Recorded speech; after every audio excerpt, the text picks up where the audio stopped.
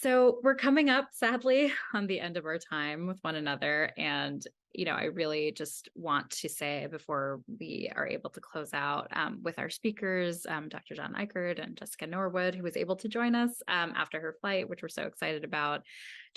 I want to say thank you all for being here. We really believe that the findings of beloved economies come alive in relationship and in practice with one another. And that was the reason that we were so excited to have all of you with us here today, is because this is where it actually becomes real. So we feel really honored to be able to share these insights with all of you from all of our amazing co-learners and speakers. And we are also now thrilled to be able to hear about what it looks like for all of you to take these questions to your own communities of practice. So with that, I will hand it over now to our two closing speakers. We'll hear first from you, Dr. Eichert, on the ripple effects of transforming how we work. And then Jessica, I'll hand it to you to close this out and help us really imagine into the future. So, okay, thank you. I appreciate the opportunity to be here with you today. I'm a long retired professor of agricultural economics. When Joanna and Jess first contacted me about joining the collaboration for their new book, I was curious about the title, Beloved Economies. I'd worked in private industry for a while, and I had a 30-year academic career as an economist. And I'd never really experienced anything very beloved or loving about economic relationships. So I was concerned that the potential reader would consider beloved economies to be an oxymoron. However, I thought about it, and I'd written a book called Sustainable Capitalism, which I suspect requires at least as much stretch of the imagination as beloved economies. So I began to research the word beloved, and I soon understood why Joanne and Jess had chosen to use the term for the economy they wanted to help create. I found that the word beloved is most commonly used, at least on the internet, in reference to the Dr. Martin Luther King Jr.'s vision of a beloved community. The following is from a quote from the King Center website. Dr. King's beloved economy is a global vision in which all people can share in the wealth of the earth. In the beloved community, poverty, hunger, and homelessness are not tolerated because international standards of human decency will not allow it. Racism and all forms of bigotry and prejudice are replaced by all-inclusive spirit of sisterhood and brotherhood. For Dr. King, the beloved community was not a lofty utopian goal. He recognized that conflict was an inevitable part of human experience.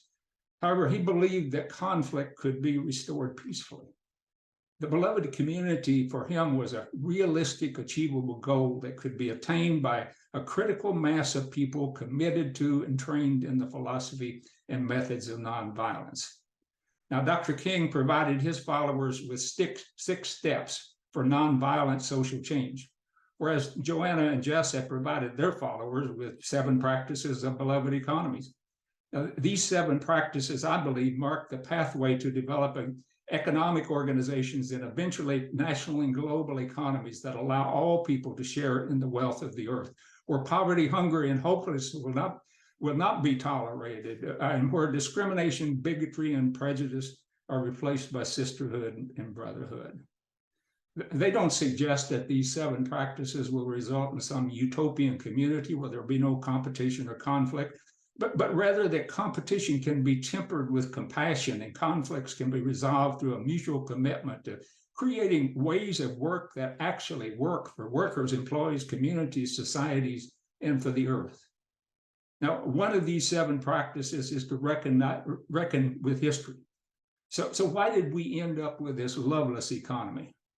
As Joanne and Jess explained, a growing preoccupation with economic success has placed a priority on competitive, impersonal, loveless relationships. And this has resulted in a culture of striving for wealth by some and for survival by many others that eventually permeates and degrades virtually every aspect of human life. However, that change happened one person, one organization, one community, one society at a time. Joanne and Jess searched for, and they found ways to break free of the grip of the loveless economy. Now, in my case, over the past 6 decades, I've worked with more than a half dozen or for more than a half dozen organizations, for-profit, nonprofit, government, and I've served on dozens of boards of directors and committees and task forces and work groups. The 7 practices of beloved communities characterize the few successes that organizations have had on the group processes in which I've been involved, and they explain the failures and the waste of time on the rest. In some cases, these groups have failed in changing organizational culture. In other cases, our early successes were eventually erased by defenders of the status quo, and the organizations returned to business as usual. Regardless, each of those successful group processes changed those of us involved and others who were affected by our work. Those of us who were changed have gone on to promote change in every organization that we've been a part of since. To create a beloved community at the national and international level, however, we ultimately have to work together through government to establish ethical and social rules or boundaries within which the economy must function. However, as Joanna and Jess write in the book, we must not assume the link between government and what's possible for our economies is something that can be influenced only through established legislative and political channels or only through consumers. As consumers, we can change public opinion by changing the way we work, and when we change public opinion, we eventually force change in government. Governments follow, they don't lead. Jess and Joanna write, our findings and experience have led us to believe that breakout innovation and its ripple effects can shift the boundaries and rules of how our economies at large are constituted. That's the way the loveless economy gained control of society, and that's the way the beloved economy will replace it. One person, one organization, one community at a time. The beloved economy is a realistic, achievable goal that can be attained by a critical mass of people committed to changing the way they work. Thank you. Thank you, John. Really appreciate those words to serve as a call to action for all of us and really thinking about what it means to create this beloved economy together. So now, Jessica, I will hand it to you to share with us your thoughts and reflections as well. Thank you so much. And thank you, everybody, for being so patient with me today. You all look and sound amazing. So I'm really excited. The breakout group was great and gave me a lot of energy for this closing piece here. My name is Jessica Norwood. I'm the founder of Runway, and we provide patient, believe in you money kind of capital to African American and other BIPOC entrepreneurs all across the country. And when I got started, I had no designs that I thought I was going to be running and creating funds or anything like that. But I ended up working in agriculture, working with Black farmers in Alabama and trying to get them the resources that they needed. And if you don't know much about the history of Black farmers in America, they have been removed from and exploited and not given the resources that they were righteously due from the USDA and other resources. And so they filed a big lawsuit. And so we have been working with farmers to give them some capital so they could do some extended growing and so forth. And I thought I was really doing this right. I thought I had it together. I had like all of my underwriting criteria and everything was really great. And nobody was taking my loan product. And I had done design charrettes and everything. And I say this because you all are going to imagine that, oh, well, she's Black. She knows how to do this. No, no, no, no, no. We're all inside of a system where we continue to learn the same things over and over again. And that's why Beloved Economies in this book and the points that are made are so important. We all need new instruction here. So at this moment in time, I am trying to figure out, well, what's going on with my, with these loans, with these deals. And this man is in the room, a farmer. He's 80 something, 84 years old at the time, really strong guy. I mean, muscles still and everything. And he stands up, he never speaks. And he talked about his experience working with the financial community in his lifetime. And I want to share what he shared with me because it was a turning point for me, and I hope it becomes a turning point for you. He said that when he was a younger man, that he grew up sharecropping in Alabama. So he was living on a piece of property that was owned by someone else.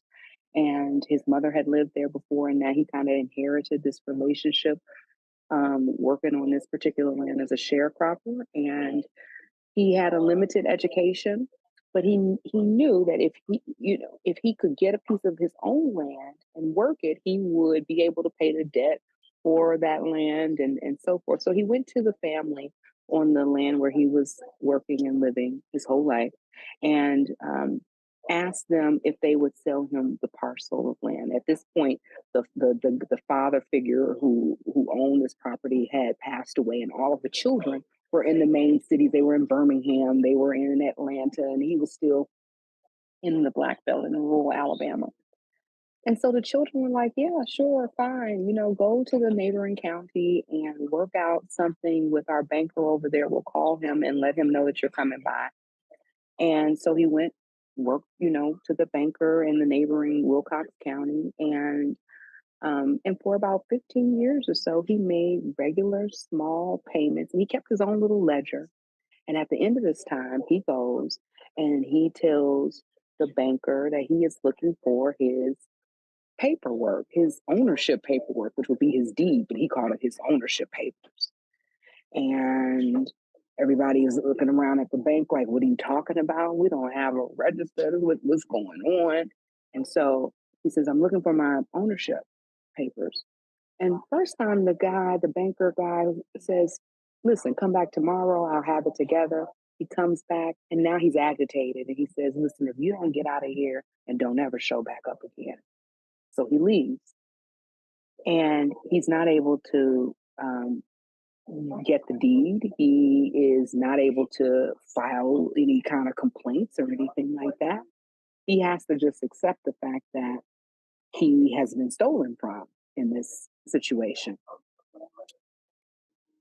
And because of that, when we were talking about, here's a loan or here's a program that we want to do, his memory, his relationship to the subject is so vile, it's so heartbreaking, so traumatic, that he's not able to work with us. He doesn't want that. He doesn't want anything to do with what we're trying to do. That moment changed me because it gave me the understanding that I could not approach the current situation without understanding what had happened in the past. That understanding, that knowing, that reckoning with history was showing up in the current moment in time, that there was no way to separate the two thoughts, that in order to be successful, I needed to deal with the implications, the relationships, the decisions that were being made, maybe before my lifetime, even. But that was a part of the work. And there was no two ways or anything around it. And in fact, everybody, it made my life's work richer because I did do the work.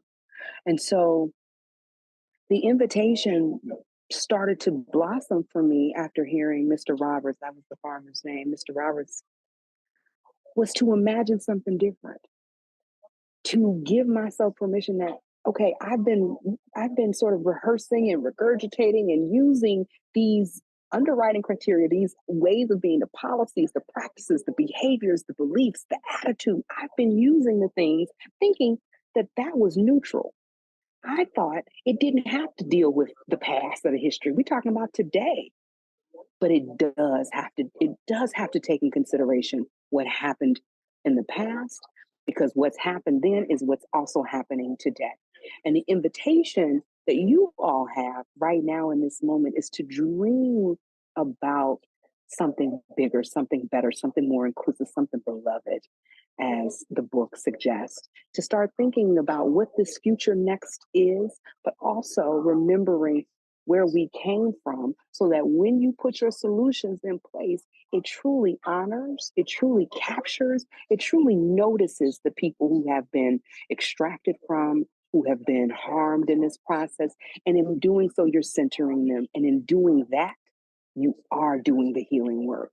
Because the one thing that people lose inside of this kind of economic system, where we exploit the laborers, where we exploit and commodify and dispose of Black and brown bodies on the planet in such enormous rates to get the high returns that we're talking about, in that system, how you change it is by slowing down and presencing and noticing the people who have been not seen. And so the invitation for everyone here as you close out is to make yourself available for a new imagining and a new possibility. Thank you, Jess. Thank you for sharing Mr. Roberts' story. Thank you for that invitation. And thank you to both of you for bringing us to this space. I want to thank everyone who joined us today. We have our next session coming up on November 16th, and we hope that you'll be able to join us and that you'll be able to meet with your affinity groups. In the meantime, that next session, just to follow up on what Jessica was just sharing, will be about reimagining and repairing how we work. And it will focus on imagination as a source for really creating these new systems. So we'll be hearing from Adrienne Marie Brown and Eric Reese, and we really hope that you'll all be able to join us. Thank you so much in the meantime, and we hope that you're able to be in beloved community as we go. Thank you. Si no te aprueban cuando te critiquen, tú solo di. Soy yo.